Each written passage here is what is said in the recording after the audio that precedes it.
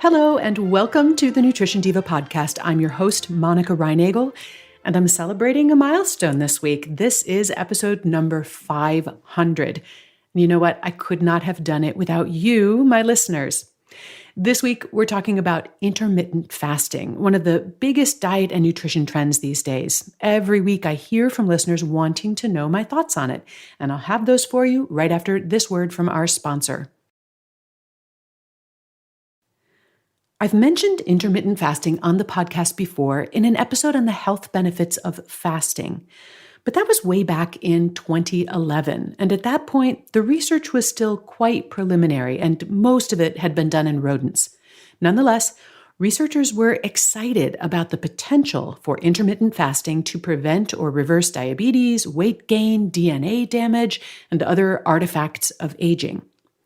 Based on these promising but preliminary results, lots of people started experimenting with various forms of modified or intermittent fasting, generating a lot of positive anecdotal reports. And over the last few years, more studies have been done, some of them on actual humans. Before I dip into the latest research on this, let me just define some terms, because intermittent fasting is an umbrella term that includes a pretty wide variety of approaches, most of which fall into one of two major categories: alternate day fasting and restricted eating windows. Alternate day fasting involves switching back and forth between days when you eat more and days when you eat less. In some versions of this, you eat nothing or next to nothing on your fast days and as much as you want on your feast days. Other versions have you cut your usual food intake by a third to a half on your fast days and then allow you to eat more than your usual food intake on your feast days. This is sometimes described as calorie cycling. Now, the proportion of fast to feast days also varies. Some protocols have you fasting every other day. Another popular variation on this is the 5-2 diet, where you fast for 2 non-consecutive days every week. The other approach that's commonly included in discussions of intermittent fasting is the restricted eating window. I talked about this in my episode on timing your meals. Instead of restricting your food intake, you restrict your meal schedule. Again, there are lots of variations on this approach. Some people follow a 4-hour eating window, eating essentially just one big meal a day. Others might eat 2 or 3 meals within an 8 or 10-hour window. If you're a breakfast skipper, you might already be doing this without even realizing it. And the timing of the window is also up for debate. Because of our circadian rhythms, it might work better to put your eating window in the first half of the day.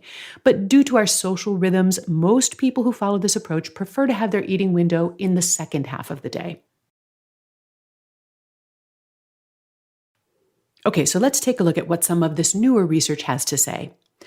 A lot of the current excitement about intermittent fasting is still based on some of those early animal studies, which found that intermittent fasting led to weight loss, improvements in body composition, blood sugar metabolism, and all kinds of other exciting things, even though the rats were still eating the same amount of food, just on a different schedule. Unfortunately, the human studies have not been quite so dramatic. Intermittent fasting and restricted eating windows do tend to lead to weight loss, but that's because people who are following these regimens end up eating less. These approaches can also lead to improvements in body composition, cholesterol, and blood sugar metabolism, but no more so than in people who lose weight through more traditional dietary approaches. Although we keep hoping to discover a magic formula that allows us to lose weight without actually eating less, we haven't found it yet. It still does come down to taking in fewer calories than you use. But there are a lot of approaches that can result in reduced calorie intake. You can decide to avoid certain foods. You can eat everything, but in smaller portions. You can fast once or twice a week and not think about it the rest of the time, or you can institute a restricted eating window. All of these approaches have pros and cons, and we can talk about how each of these could be optimized.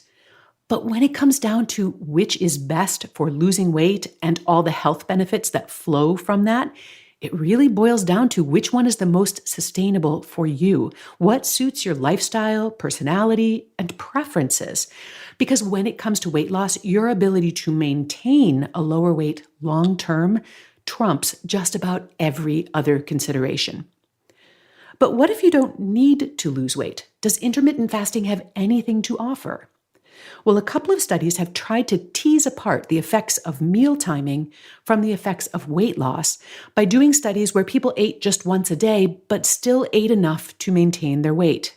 In particular, researchers were interested to test the hypothesis that eating the same amount of food but in a shorter time period or having a more extended fasting period would help improve blood sugar metabolism.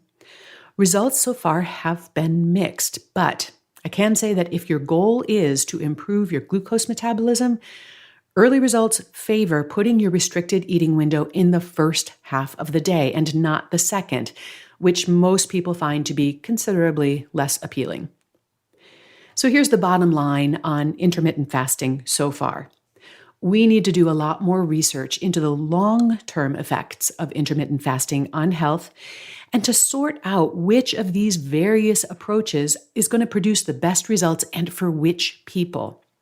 There are a few groups for whom intermittent fasting may not be appropriate, including pregnant women and people with a history of eating disorders.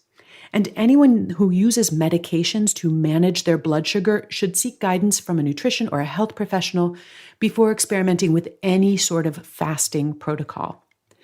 But if you're not in any of those categories, you need to lose some weight, then this might be something that can work for you. Despite the popularity of the 5-2 diet, which is an alternate day fasting protocol, I'm a little more drawn to the restricted eating window, in part because people seem to find it more comfortable and easier to sustain. If you decide to experiment, or you've been experimenting with this already, I'd love to hear how it's working for you, what you like about it, and how long you've been doing it.